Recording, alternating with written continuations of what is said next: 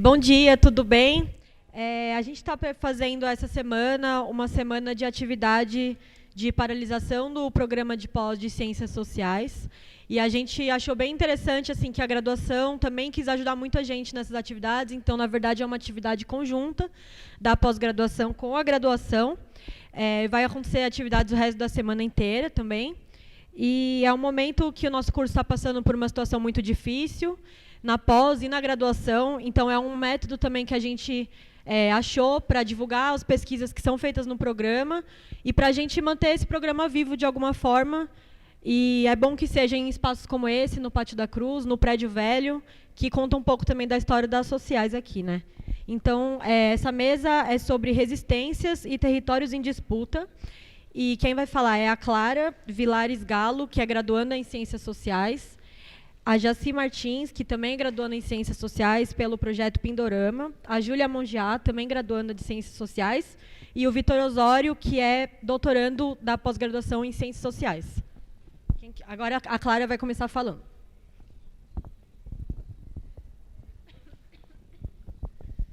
Olá, todo mundo. Como eu vou introduzir? Assim, o meu projeto de TCC eu vou entregar esse ano, espero. Eu tive ideia de fazer ele quando eu fui para Itacupé, que é uma aldeia no Jaraguá, e eu percebi lá que estava começando, não, assim, vem vindo há não tanto tempo, mas vem vindo um movimento de mulheres muito forte, indígenas, de tomada de liderança e apropriação do seu lugar mesmo, e se colocando no seu lugar e usando da sua voz. E eu quis falar sobre isso. O que eu quero falar aqui hoje, que eu pensei em falar que era legal, é a partir de duas autoras, a Rita Segato e a Julieta Paredes.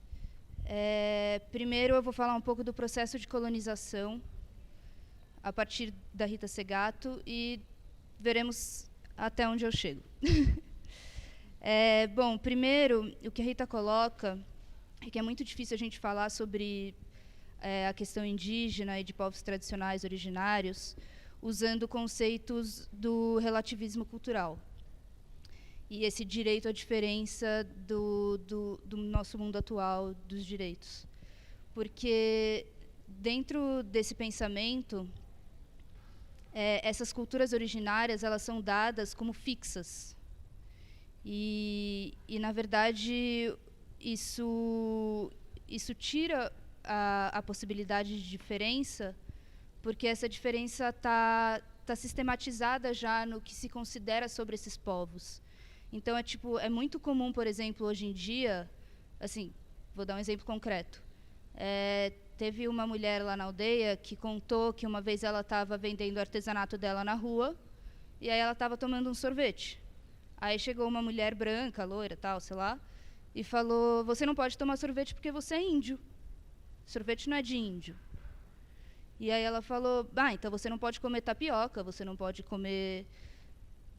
tomar banho, porque inclusive o banho vem muito dessa coisa indígena, que se banha muito no rio e tal.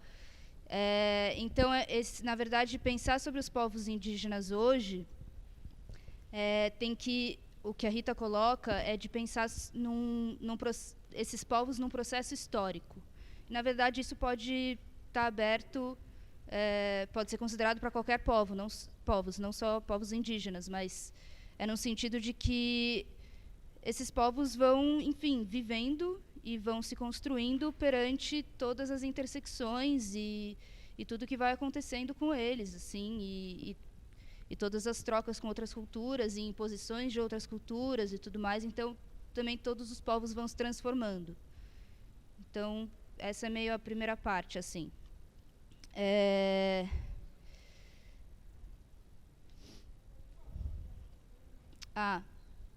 Isso tudo que eu falei agora é também para a gente entender o lugar de luta por autonomia desses povos, deles terem a própria decisão e deliberação própria sobre como eles vão seguir a vida deles em comunidade e tal.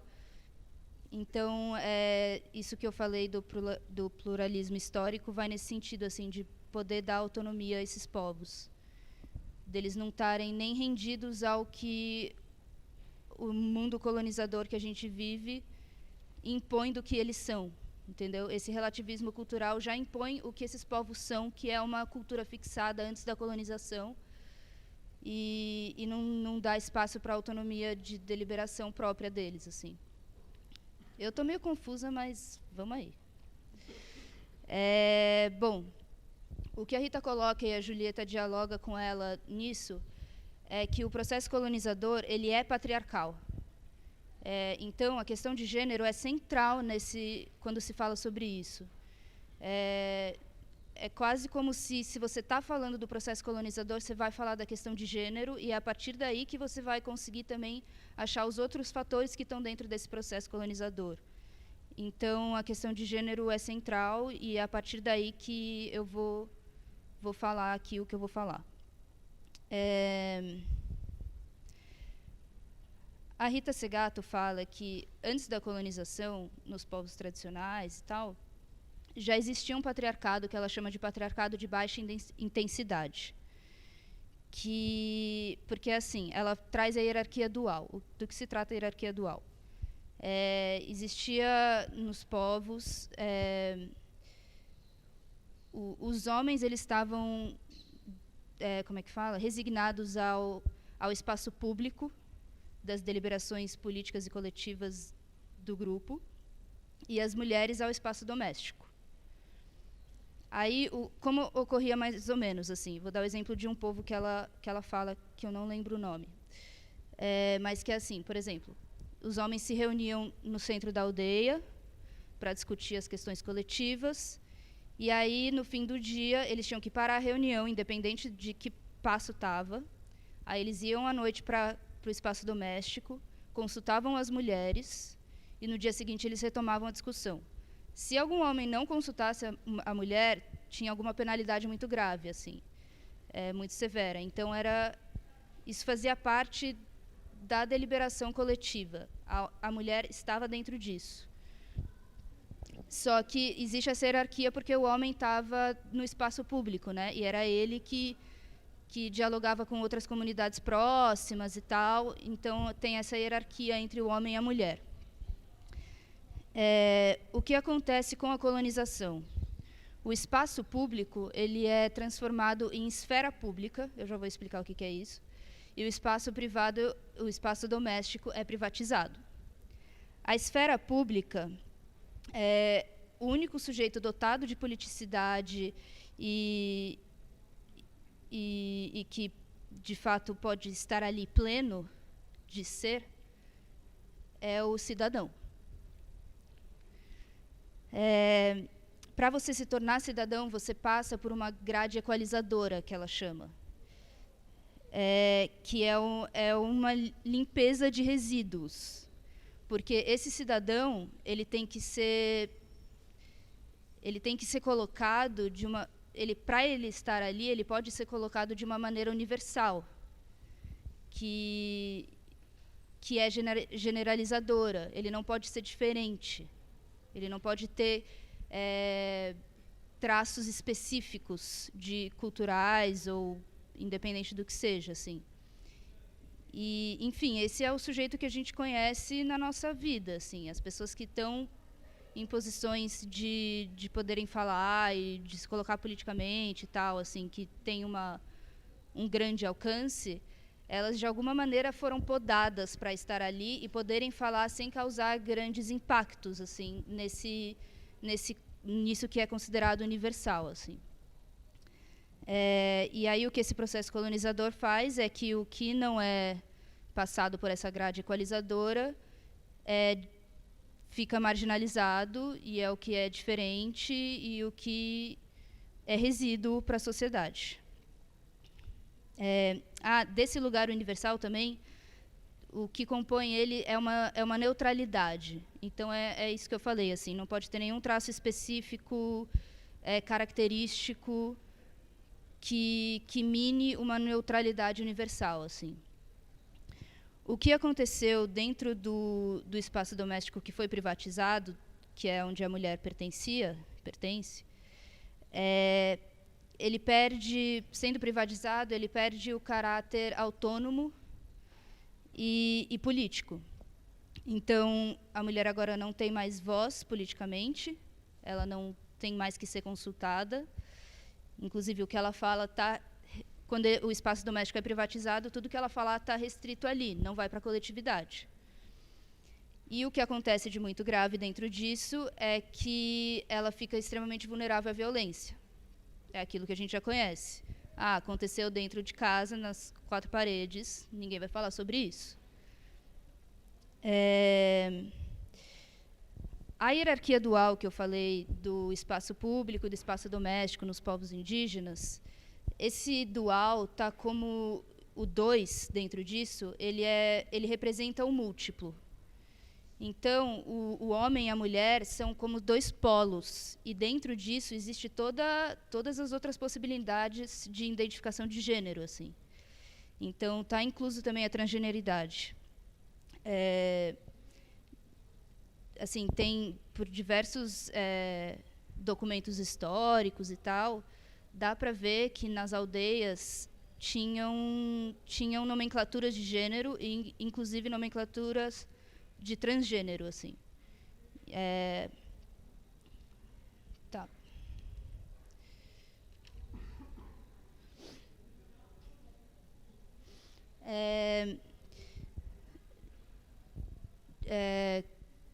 Contra, assim, a hierarquia dual é essa dos povos originários e tal. Aí rolou todo esse processo colonizador que eu falei. E aí, contra a hierarquia dual, ela fala do binarismo, que é onde a gente está. Então, na hierarquia dual, tinha esses 2 polos que se complementavam.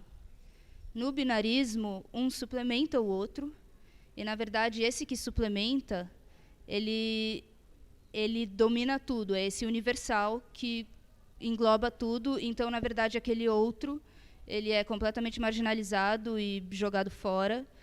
Então, na verdade, não é uma sociedade, digamos assim, do 2, do múltiplo, é uma sociedade do 1, universal.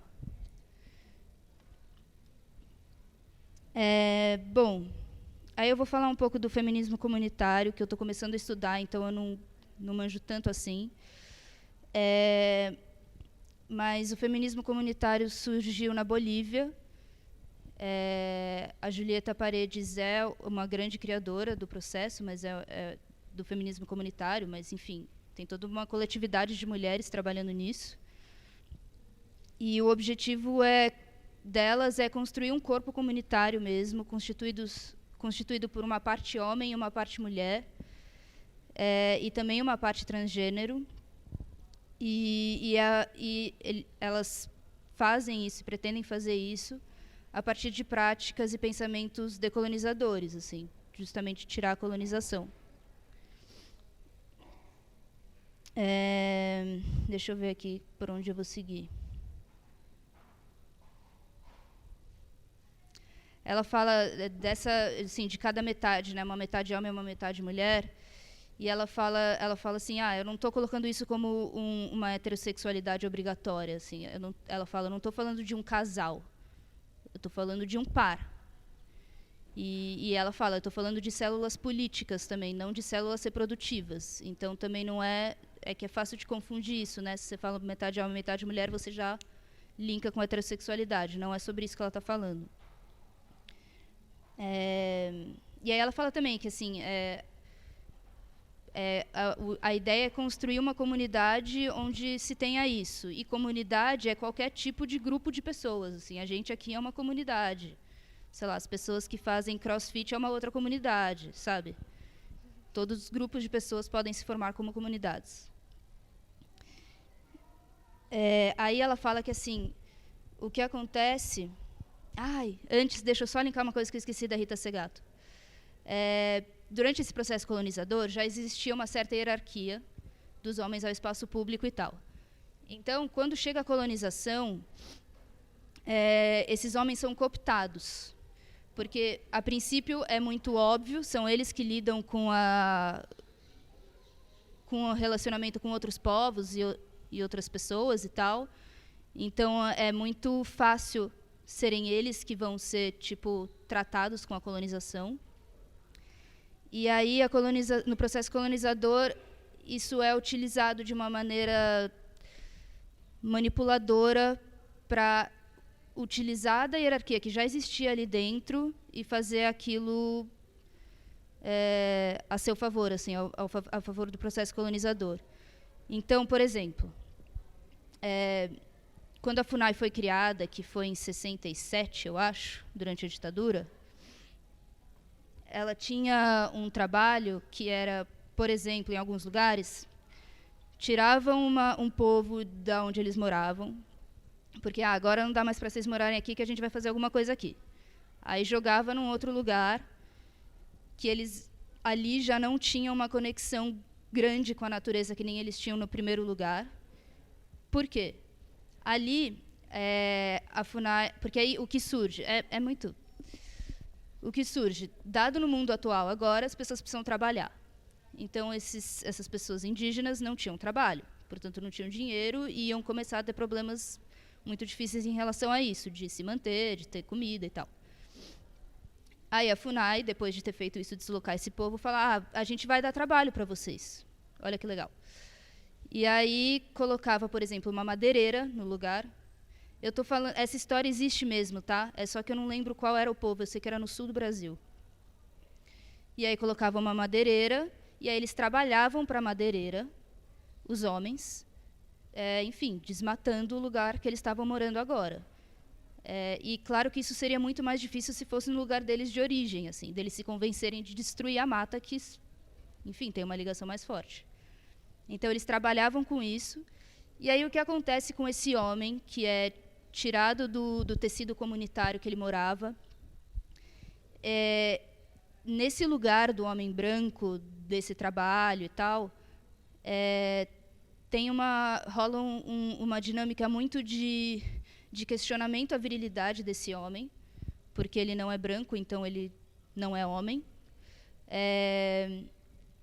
E aí ele se vê trabalhando de uma maneira que, sei lá o que era aquilo para ele, entendeu? Tipo, desmatando, serrando, coisas que ele nunca fez, com uma imposição muito grande em cima dele.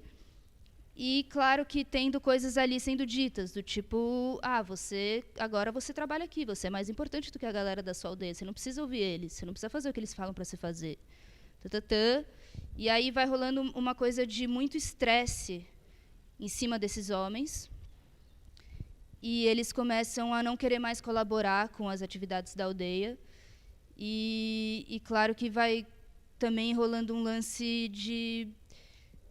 que, enfim, entra o álcool, entra substâncias que esses corpos não conheciam e tal, e aí vai rolando um processo também de rolar uma agressividade muito forte dentro de casa, que agora é um lugar privado, então não sai mais dali. Então, tem realmente, no processo colonizador, tem um processo de cooptação masculina, assim, a favor dessa colonização. Eu tinha lembrado disso por alguma razão. Sim. Porque a Julieta Paredes coloca que agora é a hora das mulheres se colocarem e fazerem esse processo de mudança, de transformação, porque elas são as pessoas subordinadas agora.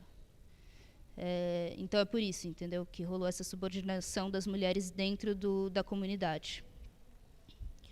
E aí, cabe a elas agora, portanto, construir uma comunidade que viva a partir do equilíbrio, da harmonia, e fazer isso a partir das mulheres. E aí ela coloca o plano das mulheres. Esse plano é bem prático mesmo, assim, coisas a se seguir para alcançar esses lugares das mulheres provocarem mudanças e tal. Primeira coisa é que é imprescindível que os homens participem das oficinas, que questionem o lugar que eles estão, para eles perceberem que existe uma metade mulher que compõe a comunidade, que não é só eles. Eu queria mostrar o desenho, mas, assim, ela monta é tipo um esquema que é a partir de onde esse plano vai acontecer, assim. E aí tem alguns itens que é o espaço da mulher, o tempo da mulher, movimento da mulher, memória da mulher e corpo da mulher. Esses são os campos de ação desse plano. E aí ela coloca tipo cada um desses num círculo assim, e no meio está a comunidade. Então é a partir desses campos de ação que essa comunidade vai ser criada. E aí a ideia desse plano e desses campos de ação é que seja uma coisa dinâmica. Não é algo tipo, tem isso, isso, isso, isso, isso. E aí fica cada um preso no seu. É uma coisa que intersecciona todos e está sempre em movimento. Eu vou falar um pouco de cada um. Eu vou só repetir para vocês saberem melhor esses campos de ação. O corpo da mulher, o espaço da mulher, tempo da mulher e movimento da mulher e memória da mulher. O corpo. O corpo, para elas, que elas colocam, vai desde a bioenergética, da biogenética, que, enfim, nosso corpo biológico e tal, até um campo energético. E dentro disso tem afeto, sensibilidade, sensualidade, criatividade, enfim, tudo que engloba esse espaço, assim. E aí dentro disso está buscar ter um corpo saudável, colocar o corpo em movimentos políticos e sociais que contemplem as suas propostas e sonhos e esperanças, nomear as coisas a partir das suas próprias vozes, recuperar a sua saúde, não morrer, não correr o risco de morte quando for ter filho, e se sentir bem em relação à sua cor, aos seus olhos, aos seus cabelos, não estar rendida à estética padrão colonial e racista. Então, é disso que se trata o corpo. O espaço das mulheres. É onde esse corpo pode se desenvolver, onde a vida acontece e se move. O espaço da comunidade são as casas, as escolas, os hospitais, as lojinhas de venda. Esses são os espaços da comunidade, bairro, rua. Basicamente, são espaços políticos e culturais. E aí, a leitura que elas fazem do espaço. Tem o espaço vertical e o espaço horizontal. O vertical tem o acima, aqui e abaixo.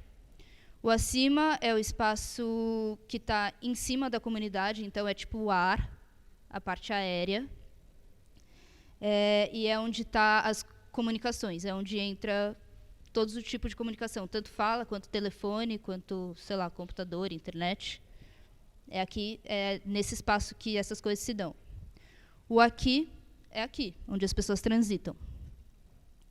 E o abaixo é onde os antepassados descansam, da onde vêm as raízes, onde estão os recursos naturais, o calor da terra, os minerais. E é isso. E aí tem o espaço horizontal, que é a extensão do território, as fronteiras do território, e é onde o sentido de comunidade vai ser tomado. Aí tem o tempo das mulheres. Primeiro ela coloca que o tempo é uma condição para a vida, não existe vida que seja temporal. Então, a temporalidade, a temporalidade ela se expressa pelas formas que o corpo vai tomando. Não é só pela velhice, a velhice é um traço disso, assim, e ela coloca que a velhice não é algo negativo também. Mas, enfim, é como o corpo vai se transformando, você vai percebendo a passagem do tempo.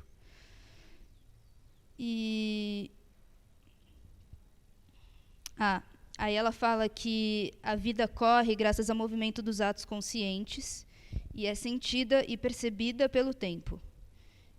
E aí, como é que você percebe e sente a vida a partir do tempo? O tempo te confronta. Então, é tipo, você se toca que em algum momento você vai morrer e você pensa, eu não quero viver a minha vida infeliz, eu não quero estar sujeita a coisas que eu estou sujeita que me fazem infeliz. Então, enfim, o tempo está dentro disso. E no mundo que a gente vive, o tempo da mulher não importa. O que importa é o tempo do homem. Então, ela fala, por exemplo, do trabalho de empregada doméstica, que elas ganham muito pouco. E é enfim, um exemplo bem óbvio de como o tempo da mulher não é valorizado. E aí eu pensei até coisas assim mais pra gente, tipo, sei lá, eu já tive muitas conversas com outras mulheres de assim, a gente não ter tempo, por exemplo, para viver o nosso ciclo menstrual. Tem momentos que, a gente simplesmente não tem como lidar com certas situações, porque a gente está no momento do ciclo menstrual que mexe muito com a gente. E é isso, não existe nenhuma reflexão ou pensamento sobre isso, assim, de respeitar esse tempo. Então, o tempo da mulher não existe.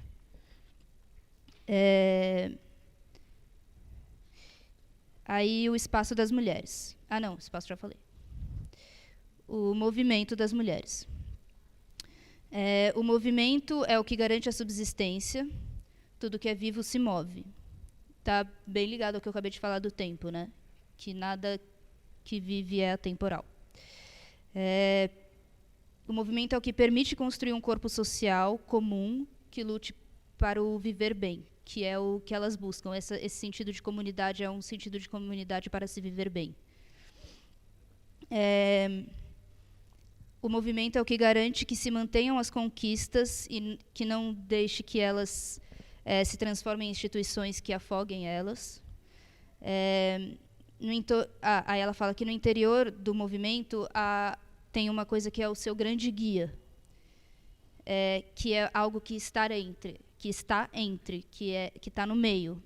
Então, o exemplo que ela dá se você, durante o seu processo, enfim, seu processo de vida, carrega racismo, carrega corrupção, é porque ela está falando basicamente desse processo dela de luta política, né? Então, se, vamos supor, no processo dela, ela carrega o racismo ou a corrupção, em algum momento isso vai confrontar ela e não vai ser legal, assim, não vai dar bom. Então, é esse assim, desse movimento que é o que guia ele, assim. Aí ela fala que no movimento é onde está a visão de país que você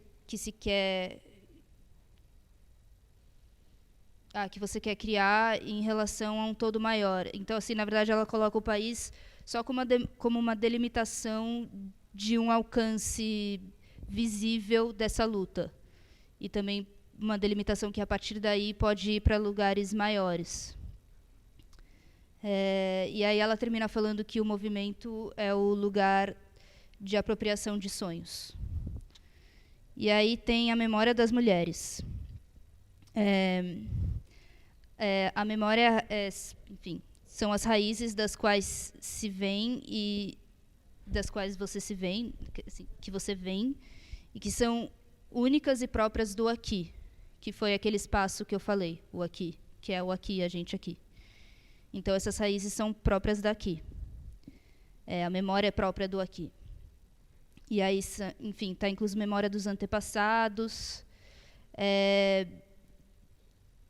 E a memória é uma forma de vida que vem se dado e é sempre diferente. Sempre há coisas únicas. Então, também, a memória não é uma coisa fixa.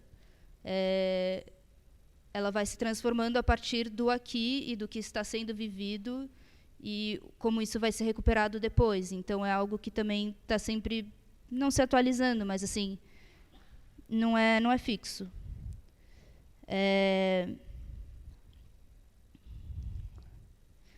Aí ela fala, é o correr desse tempo, desde o tempo imemorial, que tem êxitos e frustrações que compõem as raízes das quais viemos.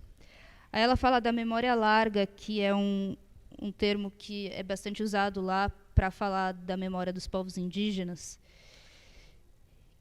que é uma memória que resgata como era antes da colonização. E que ela fala que concede orgulho e dignidade de pertencimento a esses povos atualmente, mas que ela é seletiva e ela não reconhece as opressões que existiam, os patriarcados que existiam e os autoritarismos. E aí que, a partir daí, então, a memória de resgate o movimento de resgate das memórias das mulheres permite recorrer às mulheres daquela época que já eram rebeldes e reconhecer as que hoje ainda estão vivas e podem trazer essas memórias de luta, enfim, de antes, assim. E saber reconhecer o valor e as contribuições dessas mulheres atualmente. Bom, aí ela fala como elas colocam esse plano em ação. Eu vou dar uma história, assim, vou contar uma história de como foi para vocês, para estar mais concreto isso tudo que eu falei.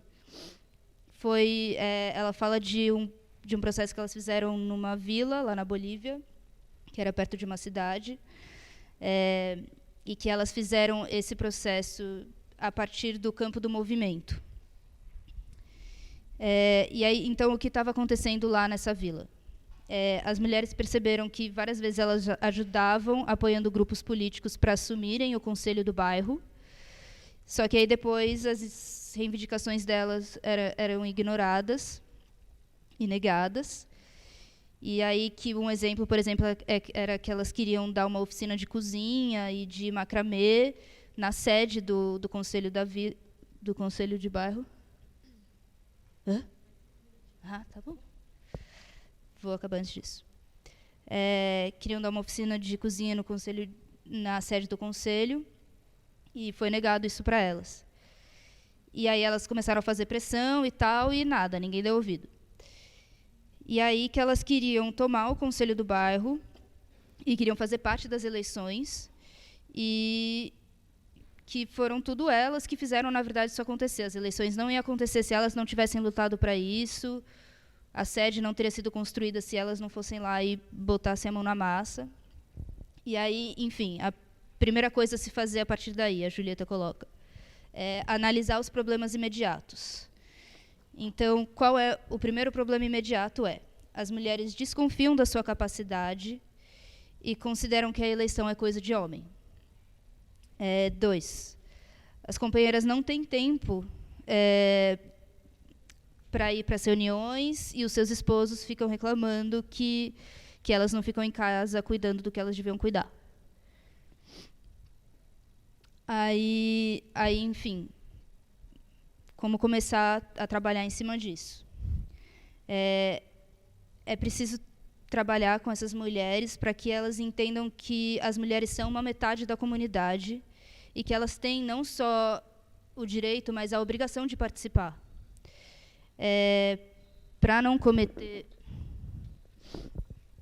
E aí, para elas não cometerem os mesmos erros de antes e não serem ouvidas e tal, revisar o que foi dito e entender que o processo de mudança pertence ao povo e não a grupos políticos. E que as mulheres têm que ser mais valentes, porque elas vão ter que lutar também em casa, não só no coletivo, né? Porque tem um patriarcado que ela chama de patriarcado popular, que é esse dentro das comunidades, que oprime elas. Ai, meu Deus. Acho que vai dar. Aí, o que fazer isso dentro do campo do movimento? Criar uma fórmula política, que tipo criar um grupo político institucionalizado, assim, com tudo que tem que ter, para poder participar das eleições, fazer a campanha eleitoral com respeito, mas também com clareza e decisão e força para o que você quer de melhor para a vila, e que, com isso, se elas conseguissem fazer isso, elas iam ganhar, com certeza, por maioria. Tomar conta... E aí elas se tomam conta de que, para fazer esse processo, elas precisam ter um documento de identidade. Então, já começa a ocorrer, enfim, mudanças de se reconhecer no lugar que elas estão. Dentro do campo do corpo, trabalhar para perder o medo de se expressar, fazer os cursos de cozinha, também para a saúde do corpo, valorizar a opinião das outras e, enfim, dialogar com as outras mulheres, e não ter vergonha de fazer cursos sobre sexualidade, conhecer os seus direitos sobre quando, com quem, e se quiser casar e ter filho. Dentro do campo do tempo, organizar oficinas para sensibilizar os homens e sobre o trabalho doméstico e compartilhar esse trabalho doméstico com os homens. dentro do campo do espaço. Criar espaços de decisão política. E aí, enfim, é que aí são coisas da Bolívia que eu não sei direito, mas, tipo, participar da Federação dos Conselhos de Bairro, do Conselho Nacional dos Conselhos de Bairro. E aí, durante esse processo, essas mulheres elas descobrem que elas não têm os títulos de propriedade das suas casas, então elas também começam a ir atrás disso. E aí elas começam a perceber também projetos de leis que elas podem criar a favor delas, enfim, vão descobrindo lugares que elas podem atuar. E aí, no campo da memória, recuperar a memória dos antepassados e documentar essa memória. Elas começam a ter conhecimento dos conselhos estaduais, municipais, e começam a preparar portarias declaratórias favoráveis a elas, porque essa memória também ela não é só uma memória de resgate do antes, mas ela também é um incentivo ao conhecimento no agora. Aí, dentro da memória ainda, fazer encontros com mulheres anciãs, para conhecer a história da vila e o papel que as mulheres tinham dentro da vila, gravar tudo, sempre documentar tudo, e fazer organização de oficinas para conhecer os pensamentos das mulheres, como, por exemplo, o feminismo comunitário e as coisas que estão rolando. É isso.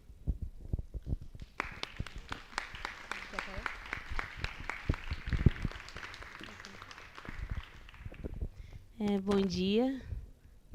Na minha língua é Jaúdio, ou Jaú Padma, que é bom dia para todos. Eu sou a Jace, da terra indígena do Jaraguá. Na terra indígena do Jaraguá hoje tem 6 aldeias, né, localizadas no Jaraguá. E eu sou da Tecoá Utu, né? Então, eu não anotei muita coisa. Eu não sou muito teórica. Eu sou mais na prática. Eu vou falar um pouco do feminismo também, né? Só complementar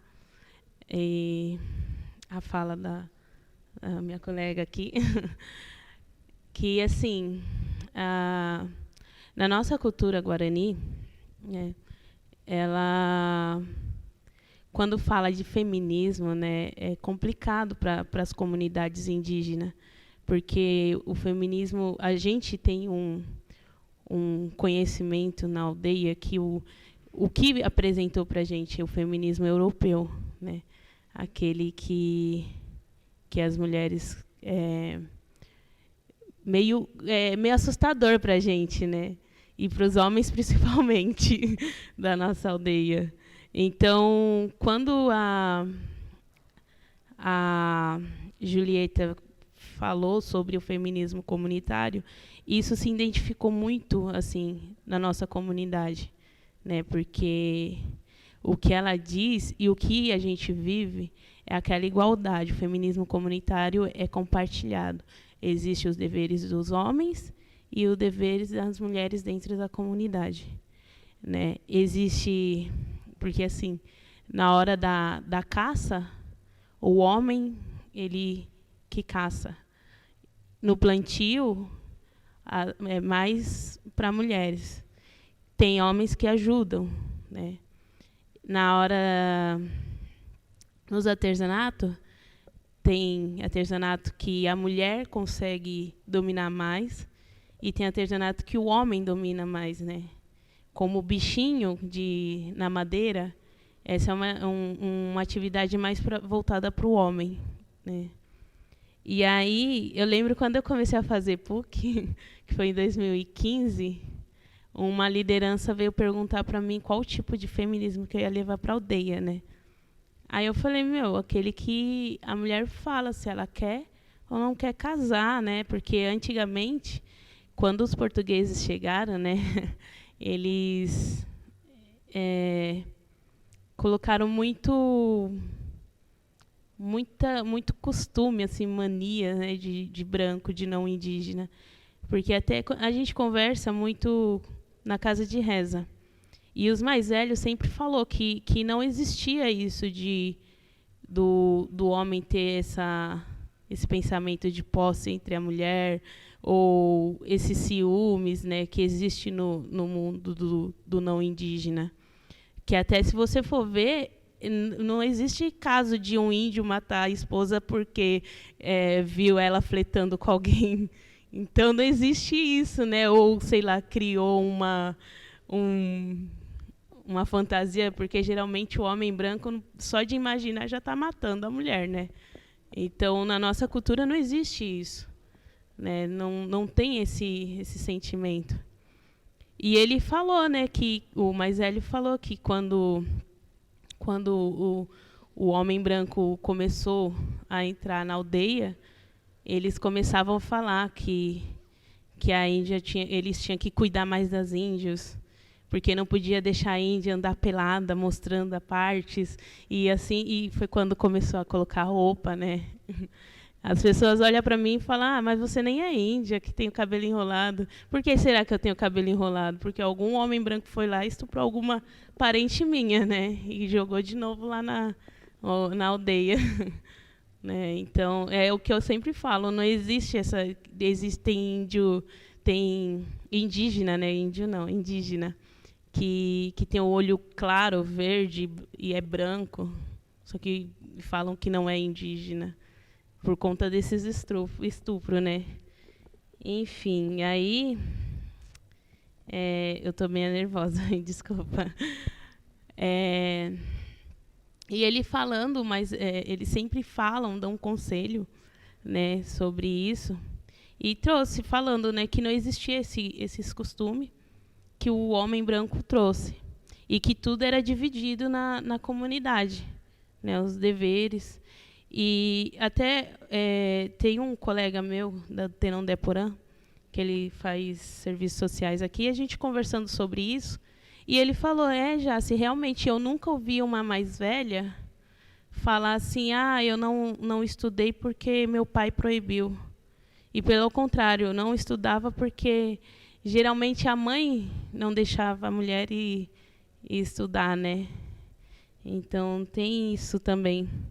Né? Não deixava porque sempre a mãe, na cultura guarani, a criança, a mulher, né, ela é criança até a primeira regra. Quando vem a primeira regra dela, ela deixa de ser criança, ela passa para ser mulher já. Então, ela já ali, ela vem aprendendo dos 5 anos de idade. Ela aprende a fazer os deveres, né, plantio, ela acompanha a mãe nos artesanatos, ajuda a cuidar da casa, ajuda a cuidar das crianças. Quando vem a primeira regra, ela está pronta para se casar. E antes, bem antes, o mais velho, o tia-mãe falando para mim, que antes a mulher, a menina, ela olhava e se interessava para o homem e ela casava, né, quando ela quisesse. Só que com a colonização, né, eles entraram com uma outra forma na comunidade, de que a mulher, que o pai tinha que fazer a filha casar com quem ela quiser, ou com quem ele quisesse, né? Então foi daí que começou essa de que a família que escolhia, né, o casamento. Até eu mesmo, eu ameacei minha mãe falando que ela queria que eu casasse com um homem bem mais velho que eu, tinha 14 anos, entre 15. Ela queria que eu casasse com um cara de 45, 50 anos. E aí eu olhei para ela e falei: e meu pai, ele não fez isso. Meu pai, ele nunca proibiu ou me obrigou a alguma coisa. E minha mãe, ela falou isso. Eu olhei para minha mãe e falei: se você me obrigar a casar, eu fujo e a senhora nunca mais me vê aqui. Eu sempre fui a ovelha negra da família, a mais maluca. Aí, ele falando, e ele contou uma história também, que existia um outro grupo indígena que eles atacavam aldeias para roubar as mulheres.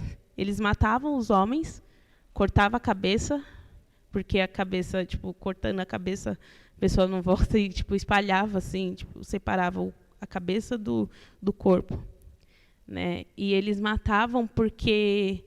E pegavam essas mulheres, não prendiam um tempo na aldeia, só que, com um tempo, eles deixavam a mulher fazer o que queria.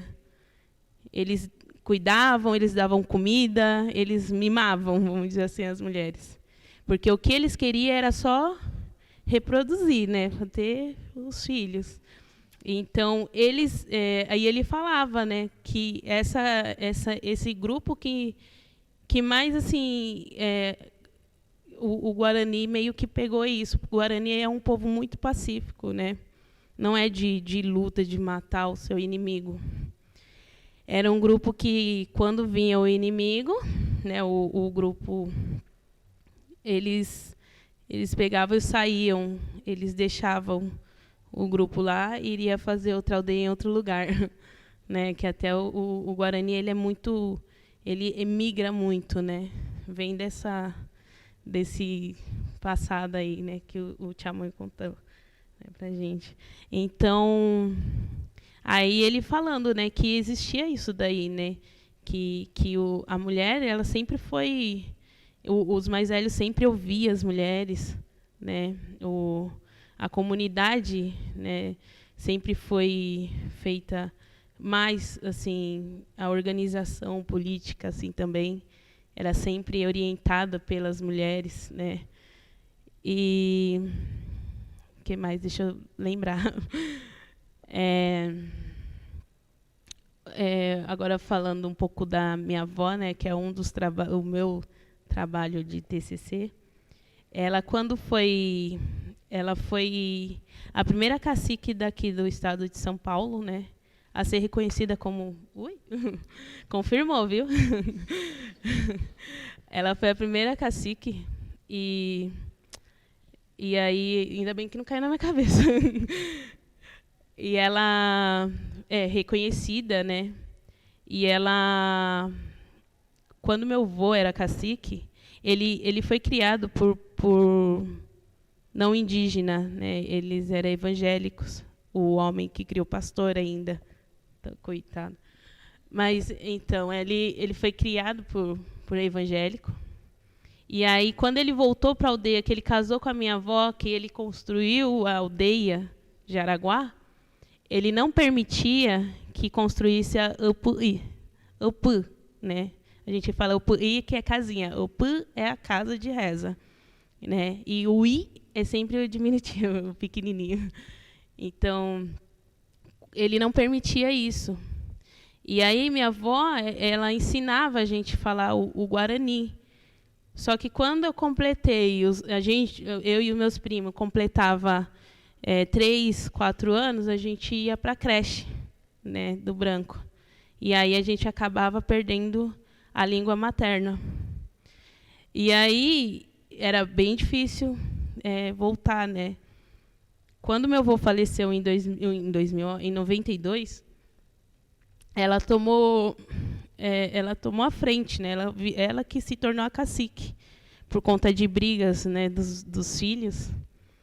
E aí com isso, a primeira coisa que ela fez foi pedir para construir uma casa de reza, porque se não existe uma casa de reza, não existe o Nhanderecó, que para nós é o modo de vida, né, Guarani.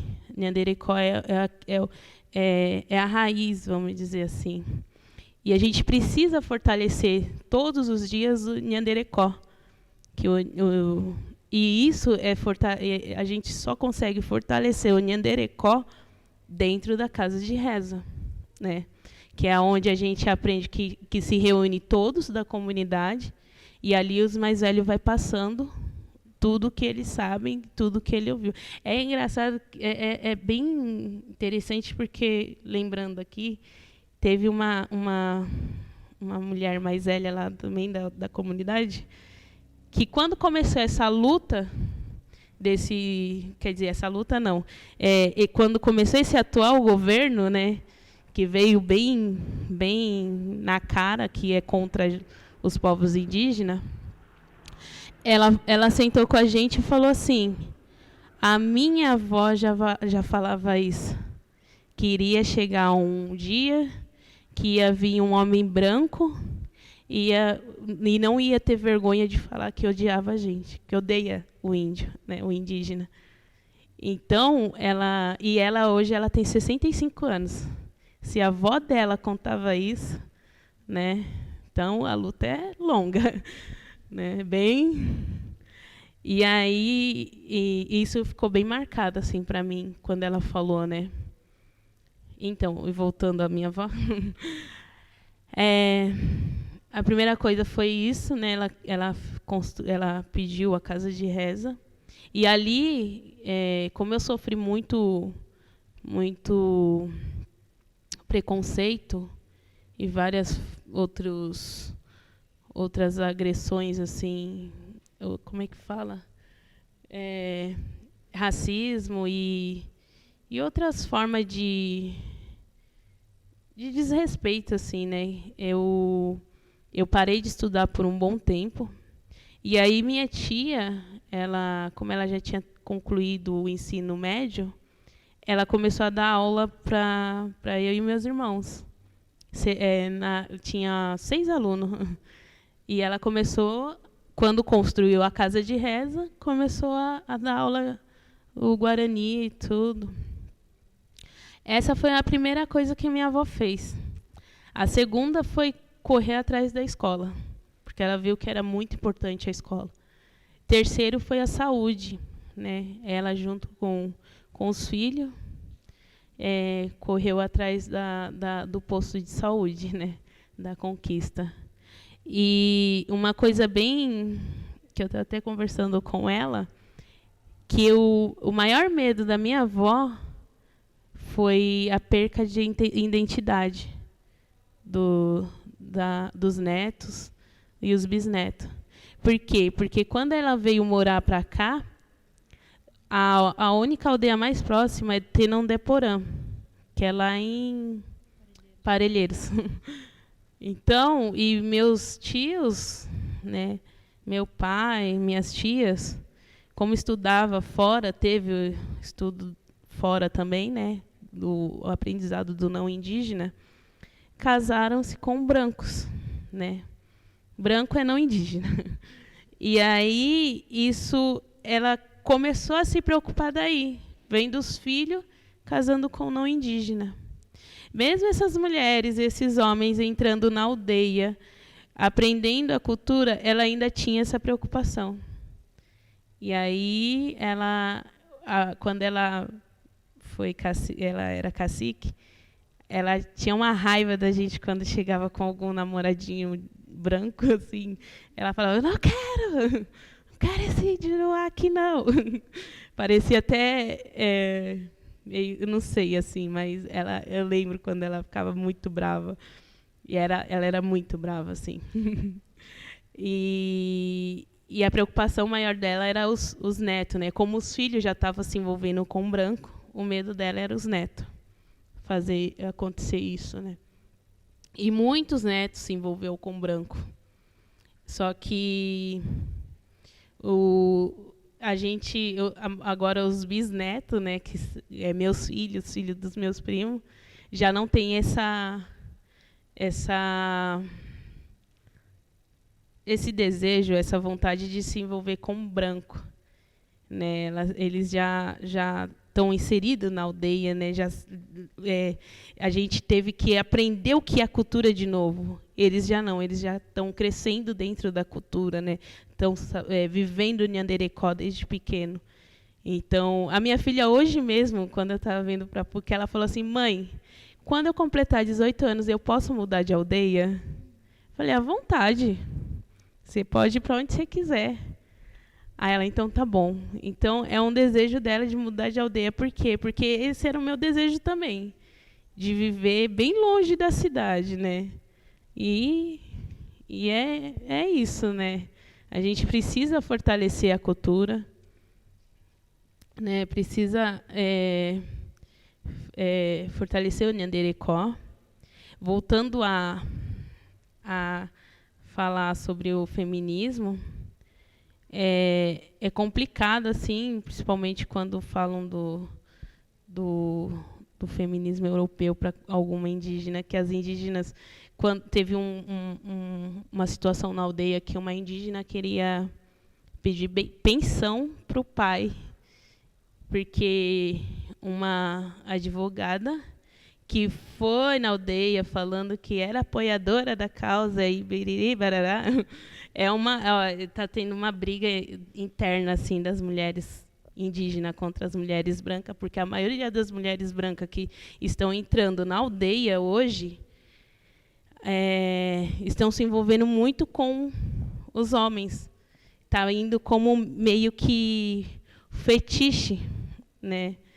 E muitas mulheres indígenas, principalmente do Jaraguá, está tendo um ranço tão grande. Se você imaginasse, assim, está complicado, porque a gente não sabe quem é que está entrando para ajudar, para apoiar a luta, e quem está entrando já com outras intenções. Já teve dois tchondaros, duas lideranças, vamos dizer assim, que largaram suas esposas, sua família, para namorar, né, com brancas, com não indígena. E o que agora estão, as mulheres, junto com as lideranças, resolveu fazer é tirar o posto, né, porque todo mundo tem um cargo, tem voz na aldeia. E tirar a voz dessa pessoa. Se envolveu com branco, não fala mais, não representa mais a comunidade, não tem mais voz, não pode falar pela comunidade. Então, pessoas principalmente os homens, quando se envolve, perde todo o respeito que tem dentro da comunidade. E é triste, né, porque a gente vê todos como exemplo, né? E as crianças também, né? Isso é uma coisa que está bem deixando como que fala? Deixando enfraquecer a raiz, né? O Nhanderecó. Existe, por mais que seja pouco, faz falta, né?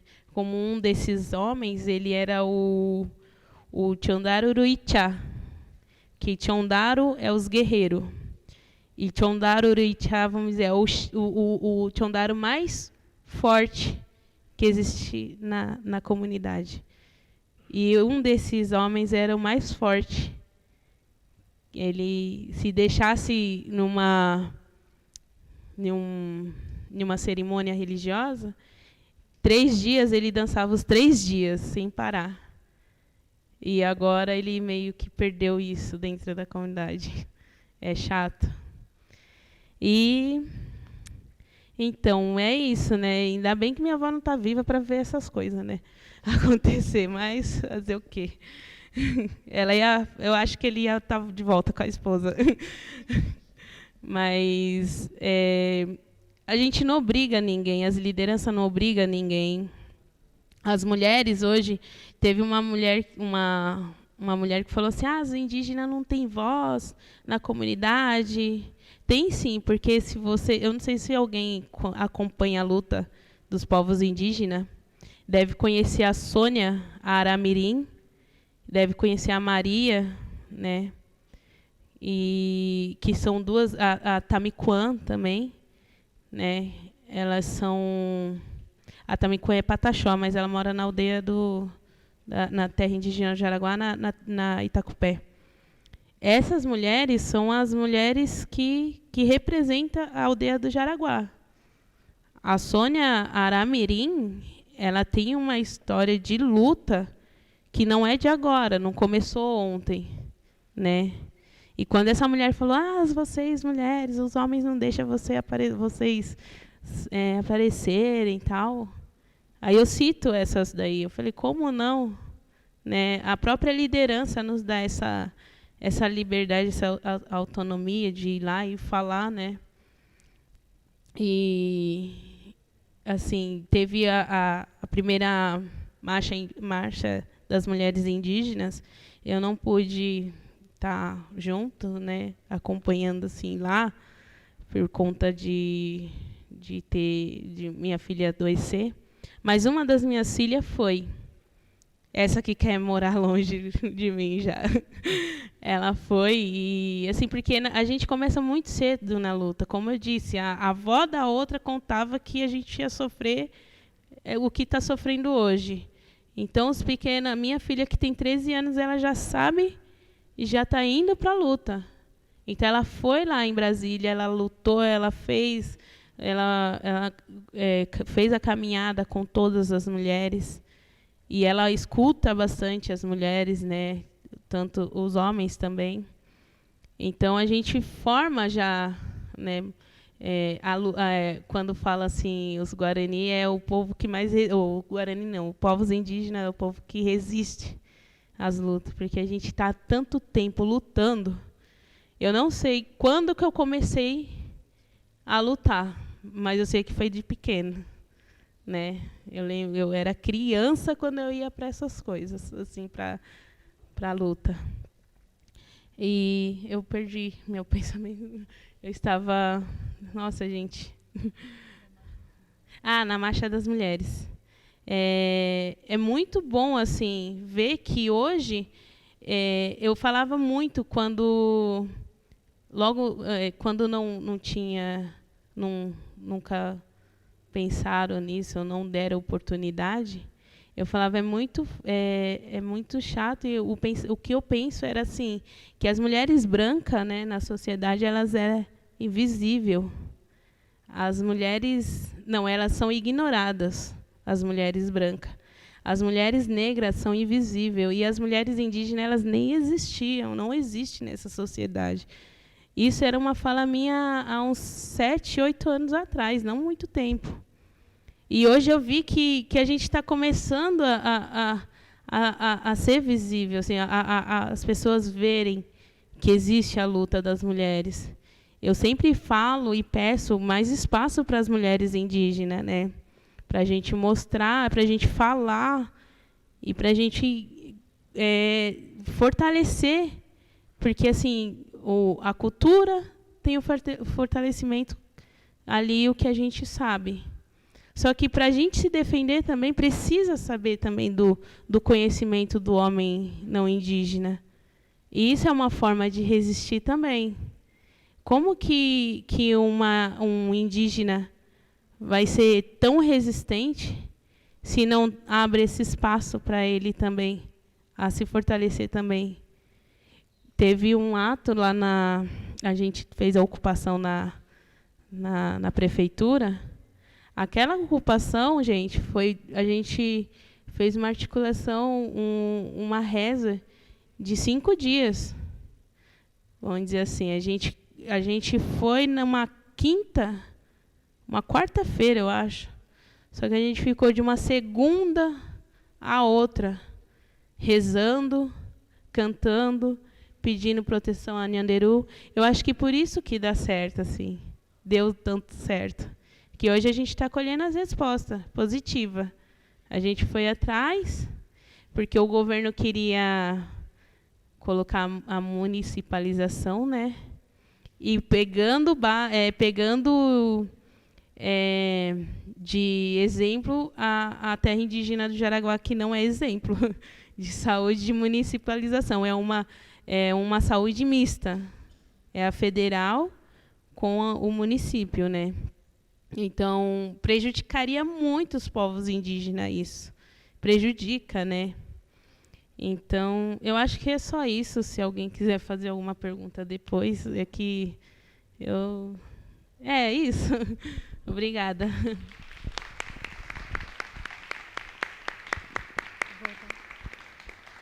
Oi, gente. Eu comecei minha iniciação agora em agosto, então eu basicamente vou jogar o problema para vocês sem nenhuma resposta, tá? Se alguém tiver uma sugestão. Então, enfim. Basicamente, a pesquisa é sobre o Partido dos Trabalhadores do Kurdistão mudou a partir dos anos 90, E a pesquisa é sobre essa mudança a partir da ótica da questão nacional, o nacionalismo para o povo curdo. Tá. Eu trouxe um mapinha, porque eu achei que ia ser uma coisa mais aconchegante, mas como vocês estão longe, eu não sei se vai rolar. Mas o Kurdistão é isso aqui. Quero, por favor. Que é basicamente aqui a Turquia, o Irã, o Iraque e a Síria. Ele fica entre esses 4. É isso. Então, o povo curdo, a origem dele, alguns autores, né, afirmam que eles são descendentes dos hurritas e dos medos, na região da Mesopotâmia. E a organização deles, de clãs e tribal, ela persiste, de certa forma, até hoje. Assim. E o território foi repartido diversas vezes, com vários acordos, vários interesses de outros países colonialistas, enfim, principalmente França e Inglaterra, mas o resultado é esse que atualmente a gente tem, né, esses 4 países, essa localização entre eles, e eles nunca foram um país autônomo, nunca foram um país. Né. O partido que eu vou estudar, o PKK, ele nasce na Turquia em 1978. Logo depois, a Turquia vira uma república em 1923. E até acontece um tratado, o Tratado de Lausanne, onde existia a possibilidade, depois da Primeira Guerra Mundial, de existir naquela região um Kurdistão autônomo. Mas, com o movimento nacionalista turco, essa possibilidade é negada, nem chega a acontecer. E, enfim, e aí acontece uma repressão muito forte em relação ao povo curdo em todos esses 4 países. Né?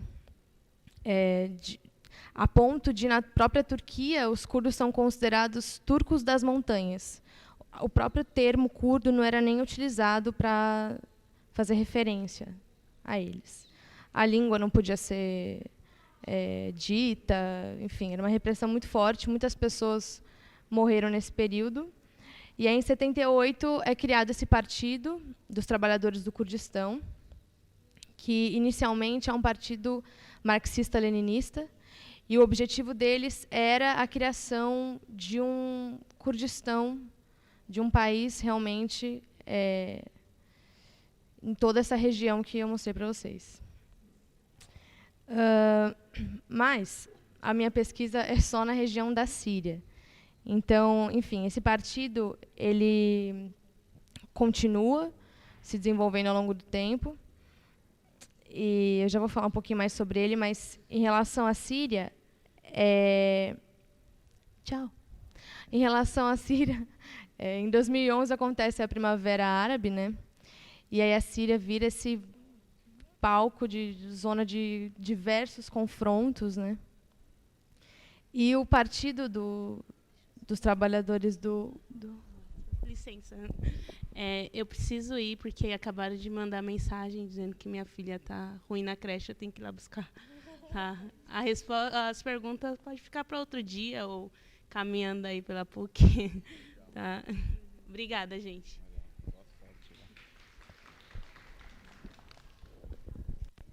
Então.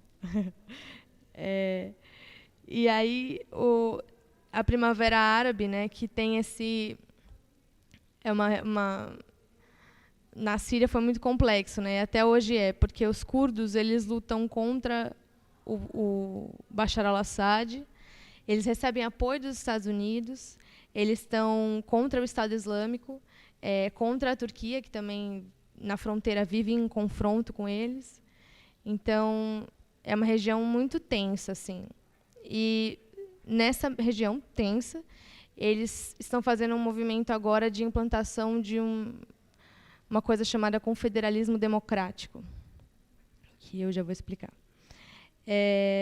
Enfim, e aí o partido, esse primeiro momento, em 2011, o partido se estabelece, dos Trabalhadores do Kurdistão, e eles começam a criar diversas assembleias e comunas na região para realmente criar uma autonomia sem Estado.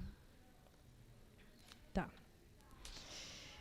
O partido, o PKK, ele foi fundado pelo Abdullah Öcalan, e a cofundação foi uma mulher chamada Sakine Kansis, não sei como se pronuncia muito bem, mas ela foi assassinada em 2013, em Paris, no Centro de Informação do Kurdistão, um centro que existia em Paris, e ela e mais 2 mulheres, e na análise póstuma, né, do corpo, os indícios eram de tortura mesmo, foi uma morte bem brutal, assim. Mas, enfim, o Öcalan está preso desde 1999, e ele é até hoje uma grande referência assim, para o partido, tipo um grande líder. E de dentro da prisão, ele reformula esse pensamento do partido, porque inicialmente o objetivo deles era um Kurdistão autônomo, e conforme ele foi estudando um autor chamado Murray Bookchin, um anarquista que pensa sobre ecologia social, e a partir das ideias dele de confederalismo democrático, ele começa a pensar nisso em relação ao povo curdo e como se poderia dar certo essa implantação desse novo sistema, né, de uma autonomia do povo curdo sem a presença de um Estado. E aí que entra a questão, né, porque ele coloca como as práticas do confederalismo democrático como anticapitalistas e antinacionalistas. Mas ele ainda afirma que o povo curdo é uma nação. Então, essa problemática de diferença de nação para nacionalismo, e também porque vou falar então do confederalismo democrático para ficar mais claro. É uma democracia sem Estado, é a definição básica que ele coloca. E as decisões são tomadas através de comunas. Então, isso está realmente sendo colocado em prática na Síria. Então, é tipo assim, a gente aqui tomaria uma decisão e, através do consenso, ou, num caso extremo, de uma votação, elegeria delegados, né, sempre um homem e uma mulher, que iriam para a instância superior, que seria, sei lá, de Perdizes, e a outra instância de São Paulo, até a instância maior, que seria o Cantão Brasil, que no caso lá é Síria. Enfim. E aí essa nova formação, com essas novas instâncias, que seria basicamente tipo, o princípio desse confederalismo democrático. E ele não é fechado para o povo curdo, então é aberto, principalmente por estar numa região de guerra, né, e por diversas pessoas atravessarem as fronteiras. São muitas pessoas, né, e muitas religiões e muitas etnias juntas, então eles não são fechados, tipo, isso aqui é uma prática nossa do povo curdo. Tem diversas pessoas juntas, assim, que eles abrem para também participarem das tomadas de decisão e tudo. Então, é basicamente isso, assim. E isso é também uma vertente do movimento curdo. É importante ressaltar isso, né, que existem outras vertentes, inclusive no Iraque, eles têm uma região autônoma que é liderada pela mesma família há muito tempo, os Barzani. Mas é completamente outro modelo, né? Na Síria é uma particularidade do confederalismo democrático. Enfim, e as mulheres têm um papel muito importante nessa nova formulação, que elas têm uma organização autônoma em relação a essa mesma organização de instâncias de decisão. Então, existem as instâncias de decisão das mulheres em paralelo a todas as outras. Então, por exemplo, a gente está aqui, seria tomar a instância de decisão do Pátio da Cruz, e aí teria a instância de decisão das mulheres do Pátio da Cruz. Então, sempre teria esse paralelo onde o que fosse decidido aqui, essas mulheres poderiam vetar. As mulheres elas têm esse poder de uma organização autônoma e o poder de veto sobre as decisões. E, inclusive, para todas as instâncias cada vez mais altas, de tomada de decisão sempre vai ter representantes da menor instância, que é essa comuna, essa primeira comuna, né? Que vai indo até a última instância. Não sei se está claro. Enfim. E esse movimento de mulheres, ele ficou meio famoso assim na internet. Na internet, né? Que idosa. Nas redes. Porque por fotos, assim, porque elas adquiriram um protagonismo muito grande, justamente porque na luta contra o Estado Islâmico existe uma crença no Estado Islâmico dos homens, né, de que eles não podem ser assassinados de forma nenhuma por uma mulher, porque senão as 17 virgens não vão receber eles no céu. Então, realmente, tipo, se as mulheres aparecem no front, eles fogem. Então, muitas mulheres se tornaram mártires, né? Elas realmente como fala o termo? Se suicidavam, né? E tiveram vários casos de mulheres que elas tiveram esse protagonismo muito forte, porque nessa luta elas iam para o front e eles realmente fugiam com medo. Foi assim que elas conseguiram expulsar, tipo, eles de várias cidades. Inclusive, a última, que foi a Afrin, se eu não me engano, foi até recentemente, que eles tomaram de volta. Porque o Estado Islâmico ele, né, foi se apropriando de diversas áreas, né, e implantando umas práticas assim de apedrejamento. Enfim, ficou também famoso isso, os vídeos, né, de cortando a cabeça daquele jornalista americano. Isso tem até documentários que mostram o quanto isso realmente ainda, né? Não sei exatamente onde eles ainda estão, mas ainda é real, assim, essas práticas. As mulheres elas não podem sair desacompanhadas e nem sem burca, enfim. E aí essas mulheres elas ficaram bem reconhecidas assim internacionalmente. Criou até um certo fetichismo, né, em cima dessas mulheres, tipo, enfim. E essas instâncias de decisão das mulheres também têm diversas. Inclusive, tem uma que é não só dentro do Kurdistão sírio, mas internacional. E elas se reúnem com mulheres que não são curdas também. Então, são decisões que abrangem todas as pessoas. Assim, eles são abertos para a participação de todo mundo. Então, o próprio conceito de nação, de algo fechado, nós tomamos nossas decisões, somos diferentes de vocês, já vira muito complexo assim, nessa situação. E também essas mulheres elas fazem parte dessa YPJ, que é a Unidade Feminina de Proteção, que são essas milícias de autodefesa, que tem também a YPG, que é mista, e tem a só de mulheres. Então, elas fazem isso em todos os âmbitos, né? Existe uma organização só das mulheres. Enfim, eu encontrei com uma mulher curda aqui em São Paulo, que ela veio para cá em 2014, refugiada, e foi assim um grande tapa na cara, mas ótimo, porque ela falou que é impossível de compreender exatamente o que está acontecendo, né? Porque para quem não está na guerra, deve ser impossível entender o que é a guerra, né? E ela falou que nem eles mesmo na própria região, eles conseguem compreender de onde vêm os ataques, porque são de muitos lugares, assim.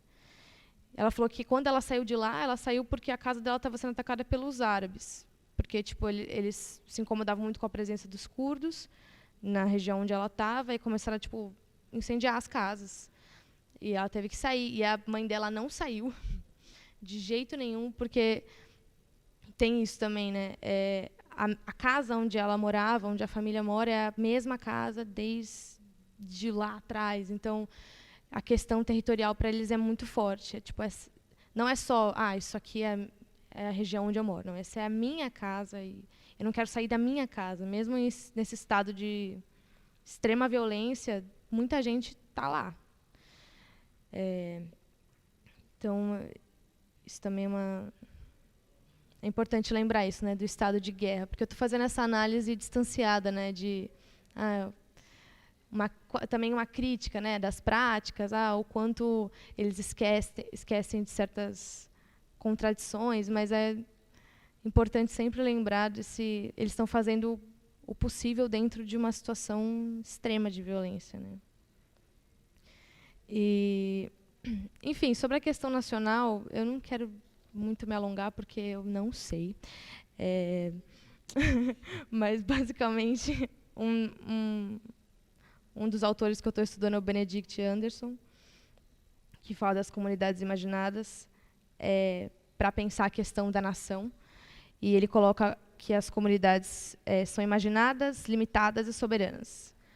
Enquanto imaginada, realmente o povo curdo a nação curda é uma imaginação, porque a questão nacional ela surge mesmo no século XVIII, né?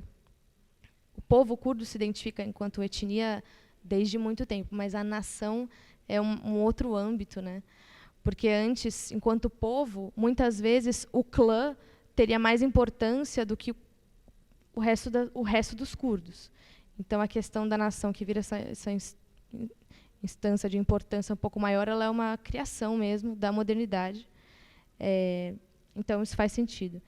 Limitada seria um território definido. Então, aí já ficou um pouco complexo, porque eles não querem um Estado próprio, mas, ao mesmo tempo, eles se localizam num território delimitado. Então, isso já é uma coisa para se pensar. E soberana também, acredito que nessa prática não se aplica muito, porque eles se identificam enquanto curdos, mas eles estão abertos para a participação de todas as outras etnias, e o próprio povo curdo não tem uma língua única, nem uma religião única. O que une eles mesmo é uma história comum, um mito de origem comum, e só. Então, enfim, eu joguei para vocês a problemática da pesquisa. E é isso.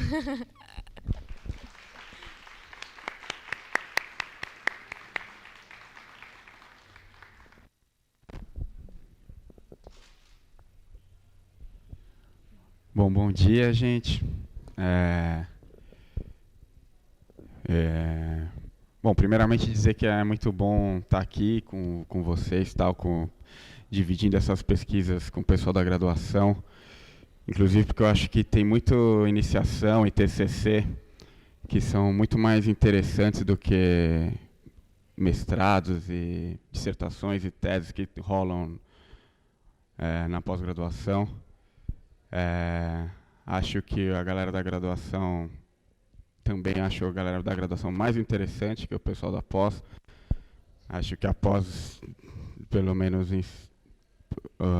ultimamente, é uma caretice sem tamanho, assim, e um bando de gente preocupado com as suas próprias pesquisas e suas vidas e suas vidinhas, em grande parte medíocres. E eu não me tiro disso que está acontecendo. E por isso que eu acho que esse movimento da pós é fundamental, porque mexe um pouco com o que está acontecendo na pós-graduação aqui em Ciências Sociais.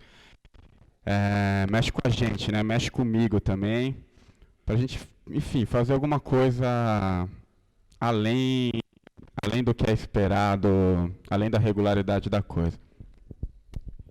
E acho que esse contato com a graduação é fundamental para arejar a pós-graduação e para também dar uma incentivada na galera da graduação, porque foi na graduação que eu comecei a pesquisar com iniciação científica, com TCC. Isso muito graças a professores que incentivaram e que falaram para a gente, né, o que é uma iniciação científica, o que é o TCC, entre eles a Lili, né, que a Lili sempre foi a pessoa que tinha iniciação, tal, desde o primeiro ano e tal. E o meu mestrado, que é a pesquisa que eu vou apresentar aqui, ele é uma continuação da minha iniciação científica. Porque foi com a iniciação científica que eu comecei eu fiz uma pesquisa de iniciação científica sobre o Partido Verde. Na época estava rolando aquele lance da Marina, a Marina se lançando como presidente e tal, alcançando uma projeção grande, inesperada até. E aí, com esse projeto de iniciação científica, que eu pude entrar num projeto temático da FAPESP, que era o Ecopolítica. E dentro desse projeto apareceu essa coisa, apareceu Bem Viver, que eu não fazia ideia do que era. E aí eu comecei a ler sobre Bem Viver no Equador, e falei, eu acho que isso aqui pode rolar uma dissertação de mestrado, um objeto de mestrado. Enfim, foi assim que eu entrei nessa pesquisa. Eu não conhecia nada de América Latina também. E, enfim, então assim, não tenham medo de pesquisar, porque, qualquer um é capaz de escrever uma dissertação de mestrado pesquisando. Não tem nada de,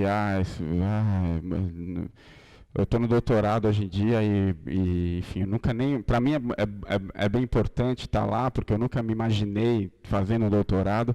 Mas também, ao mesmo tempo, é tipo, estou aqui, mas, tem a minha pesquisa é importante para mim, mas também, assim, a questão da titulação, para mim, cada vez mais não significa absolutamente nada, assim, inclusive, porque tem um monte de gente que é doutor e pós-doutor que, para mim, são absolutamente pesquisas irrelevantes. A minha não é para mim, né, porque me faz me repensar. Assim como toda essa movimentação que está acontecendo na pós-graduação. Então é isso. A minha pesquisa de mestrado, eu vou falar sobre a minha pesquisa de mestrado porque meu doutorado ainda está muito no início, então eu não teria muito o que falar aqui para vocês. Mas a minha pesquisa de mestrado, ela tem como título, o título dela é Bem Viver, Neoliberalismo e Unidade Política. E eu acho que dialoga com bastante coisa do que foi dito aqui. Eu vou pedir desculpa, mas eu vou ler um breve texto, porque senão eu vou ficar falando aqui um monte de coisa que não tem nada a ver e vou deixar de apresentar a minha pesquisa.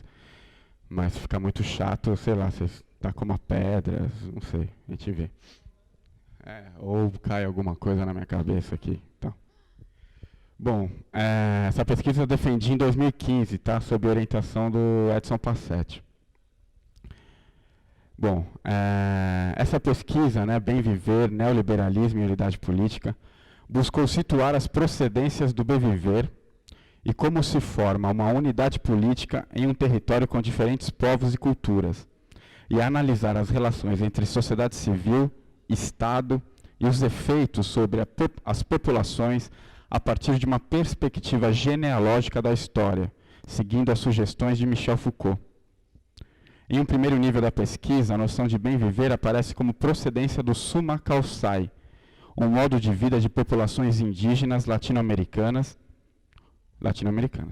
Em algum país da América Latina, como Bolívia e Equador, ganhou força no interior da política institucional como componente de práticas de governo do Estado. O termo bem viver provém da tradução para o castelhano buen vivir, da expressão Quichua, Summa Calçai. Summa, em Quichua, significa plenitude, e Calçai, viver. Quichua designa um povo e um idioma falado por cerca de 14 milhões de pessoas, distribuídas entre as regiões andinas e amazônicas do Peru, Bolívia, Equador, Chile, Colômbia e Argentina. Foi a língua oficial do Império Inca. No Equador, a noção de bem viver foi amplamente discutida durante a Assembleia Constituinte de 2007, introduzida na Constituição da República do Equador de 2008 e na planificação do Estado. De 1996 a 2006, o Equador passou por uma crise política com 9 presidentes. Com a vitória nas eleições presidenciais em 2009, Rafael Correa foi o primeiro presidente a completar os 4 anos de mandato. Em 2016, Correa completou uma década como presidente e conseguiu levar adiante algo relevante em termos políticos e institucionais, em um país tão instável politicamente como era o Equador. para além dos movimentos políticos organizados, principalmente o indígena, que constantemente entra em conflito com os governos, o país também possui uma geografia convulsiva, com o maior número de vulcões ativos no planeta, em uma área sujeita a abalos sísmicos. Esta instabilidade geológica também fez do Equador um país peculiar. Faz, né?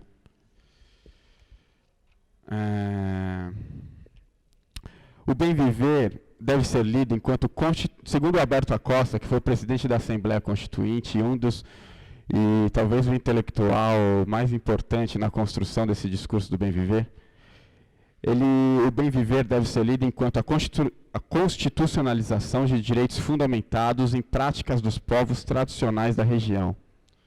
A proposta tem suas bases nos direitos humanos e nos direitos da natureza e procura viabilizar um Estado plurinacional. Para isso, deve-se recorrer a experiências e visões propostas pelos povos andinos e amazônicos que, segundo ele, vivem em harmonia com a natureza.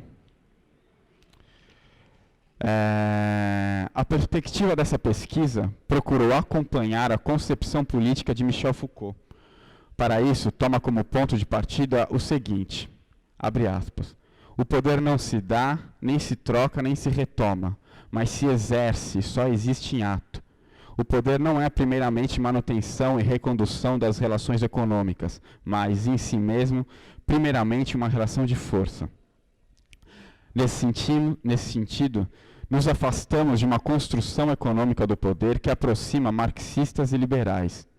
Se para os liberais o poder é uma propriedade passível de transferência ou alienação mediante ato jurídico, ou seja, a lógica econômica da troca, para os marxistas, o poder é aquilo que mantém as relações de produção, uma funcionalidade econômica. Sendo assim, deve-se analisar o poder em termos de combate, nessa perspectiva dessa pesquisa, enfrentamento ou guerra. O poder não é aquele que reprime a natureza, instintos, uma classe, indivíduos. Está inscrito na política como guerra, a guerra continuada por outros meios. As relações de poder, portanto, se fundam na guerra, no combate pelo combate.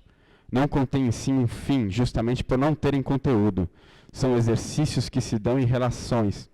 A política, portanto, não pretende fazer reinar a paz, mas sim reinserir perpetuamente essa relação de força nas instituições, nas desigualdades econômicas, na linguagem, até nos corpos de uns e de outros.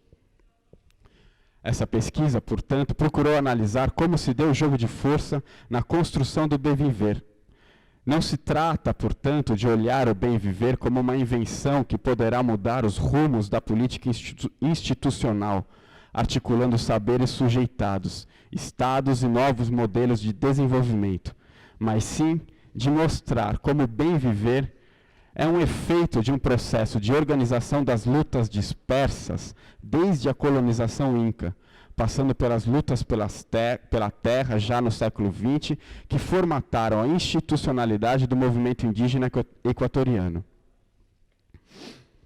Esses saberes foram mais uma vez colonizados e sobre eles se constituiu a verdade do bem viver, processo esse que tem como figura central Alberto Acosta. Esses saberes também foram incorporados pela Constituição e pelos planos de governo 2009-2013, 2013 e 2017, assim como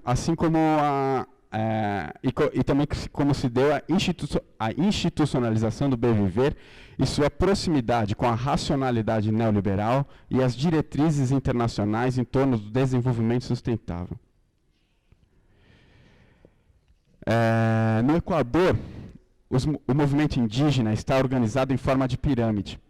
A base é constituída pelas organizações locais, conhecidas como de primeiro nível, comunidades, cooperativas e associações. Acima da base estão as organizações de segundo nível, federações e organizações às quais as organizações de base estão vinculadas. No terceiro nível estão as organizações provinciais, as chamadas federações das federações. A união dessas organizações de terceiro nível constituem as grandes plataformas regionais. Equarunari, que representa as organizações da Serra, Confenai, que representa as organizações amazônicas, e COICE, que representa as organizações da costa. Porque o Equador ele é um país, um território pequeno, mas ele tem essa peculiaridade de ser dividido, né, pelos Andes. Então você tem uma região que é a região costeira, a região andina e a região amazônica.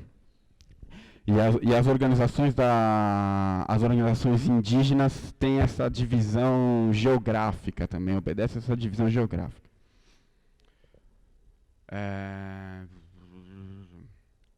E no topo, né, dessa pirâmide, o que organiza todas, tem uma centralidade organizacional dessas organizações, que é a CONAI, que é a Confederação das Nacionalidades Indígenas Equatorianas, que contempla todas as anteriores. A CONAI abarca 80% da população indígena equatoriana. A adesão a essa estrutura organizativa se dá de maneira coletiva a partir da participação ativa nas organizações de primeiro grau filiadas às federações. Ou seja, tem uma coisa que me interessou nessa minha pesquisa, que é ver justamente como se dá a construção de uma unidade a partir dessa suposta descentralização. Então você tem várias organizações, mas que elas de alguma maneira se centralizam. Eu quis entender como se deu isso. Essa organização e hierarquização estranha aos povos indígenas brasileiros pode ser compreendida pela colonização inca da região. A Serra Equatoriana foi incorporada ao Império Incaico entre os anos 1450 e 1500. Com a ocupação, instalou-se uma série de instituições sociais e econômicas e padrões culturais das populações dos Andes centrais, como, por exemplo, o uso do idioma quichua. Em termos políticos, impulsionou a organização estatal e imperial que não existia até então no Equador, reprimindo violentamente aqueles que resistiam e provocando grandes migrações. Os incas abriram espaço para a colonização espanhola ao acelerar o processo de integração política e linguística da zona de Quito e promover uma organização de tipo hierárquico posteriormente dimensionada pelos espanhóis. Apesar da presença da perseguição inca, a concepção que predomina entre os indígenas equatorianos, principalmente os da Serra, é de que a usurpação começou com os espanhóis. Trata-se de uma visão de mundo que considera a história política a partir de certa demarcação arbitrária. Assim sendo, olhar para o bem viver a partir dessa origem situa a relevância e positividade do papel do Estado e contemporiza com anteriores colonizações, dimensionando e ajustando as etnias com um ideal de mundo compatível com o Estado, a democracia e o capitalismo nesta época sustentável.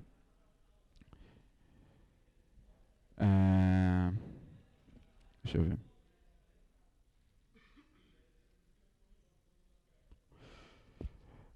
Com as grandes mobilizações de 1990, conhecidas como levantes indígenas, a CONAI foi alçada à condição de futura protagonista do movimento indígena equatoriano. Exigia um Estado plurinacional, a solução dos conflitos da terra, o perdão das dívidas com o Banco de Desenvolvimento e a coordenação por parte do Estado da educação bilíngue. Em 1994, a CONAI publicou seu primeiro projeto político. Nele, propõe um Estado plurinacional e pluricultural, uma unidade na diversidade. Isso é citação desse projeto político mesmo, a questão da unidade na diversidade. O documento destaca a importância da autodeterminação dos povos e o direito a escolher livremente seu próprio sistema político-jurídico. Segundo o documento, a existência de autoridades próprias demonstra a capacidade do exercício de autonomia das nacionalidades. Há, portanto, uma aproximação entre autonomia e autoridade que nos informa um dos caminhos possíveis para pensar a construção de uma unidade a partir da diversidade. Com o Fórum Social Mundial de 2001, consolida-se um espaço para diretrizes internacionais no interior das lutas latino-americanas. O ativismo anticapitalista, transmutado em agente político-social, opera segundo metas e segundo valores e metas universais estabelecidas por organizações internacionais como a ONU em relação à pobreza, à defesa do meio ambiente, às populações tradicionais e à garantia de direitos humanos. O Fórum Social Mundial também serviu de plataforma para as políticas dos atestados governos de esquerda latino-americanos. Foi no Fórum Social de 2005 que o Hugo Chávez, então presidente da Venezuela, exaltou o conceito socialismo do século XXI. O conceito visa ultrapassar a ideia de revolução clássica com a tomada do poder de Estado pela classe operária.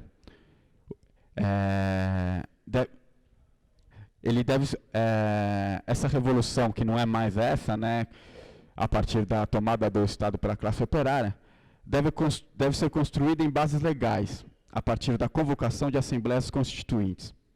A partir dessa renovação do socialismo, intelectuais como o vice-presidente boliviano García Linera situará o movimento indígena como o atual sujeito histórico, substituindo o proletariado e capaz de contemplar as demais demandas sociais.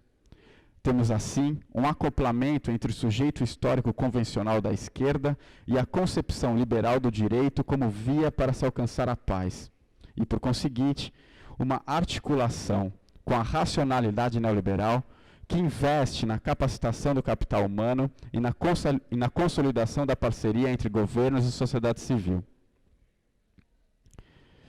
O bem viver serviu de objetivo do processo constituinte e de base para a planificação estatal.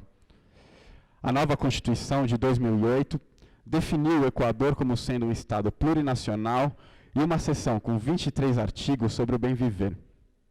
Os dois programas de governo de Correia, elaborado após a Constituinte, 2009, 2013, 2014, 2017, os dois programas de Correia, do governo Correia, tiveram como objetivo uma reorganização política do território, aumentando as áreas administrativas e criando novas instâncias de participação, ao mesmo tempo em que estabelece o próprio plano como base para as planificações regionais.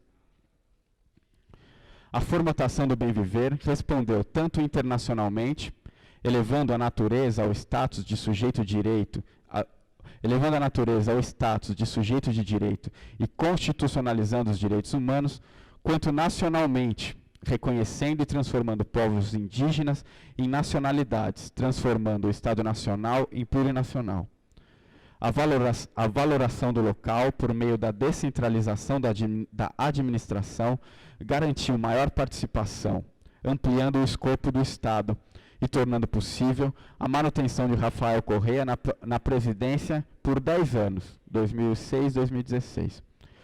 As lutas dispersas foram traduzidas em discursos e práticas unitárias, consolidando um discurso comum, o bem viver, que teve como efeito uma centralidade institucional mantida democraticamente. O bem viver, portanto, só pode ser compreendido enquanto catalisador de lutas dispersas. Não tem definição que possa ser feita sem a análise de sua composição de forças. Não é somente uma tradução do princípio Quichua, nem uma demanda do movimento indígena organizado, nem a plurinacionalidade, nem as diretrizes internacionais em torno do meio ambiente, nem os direitos humanos e da natureza.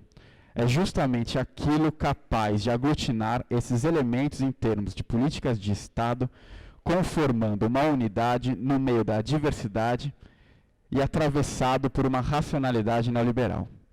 É isso.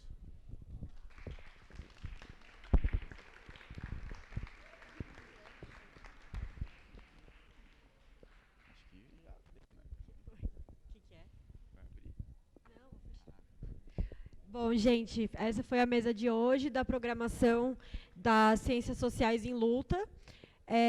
Queria convidar todo mundo também para a mesa de amanhã, às 7 horas, aqui no Pátio da Cruz também, com essa faixa, que vai ser, não começou em 1992, não terminou em 2019, massacres, encarceramento em massa e a luta contra as prisões.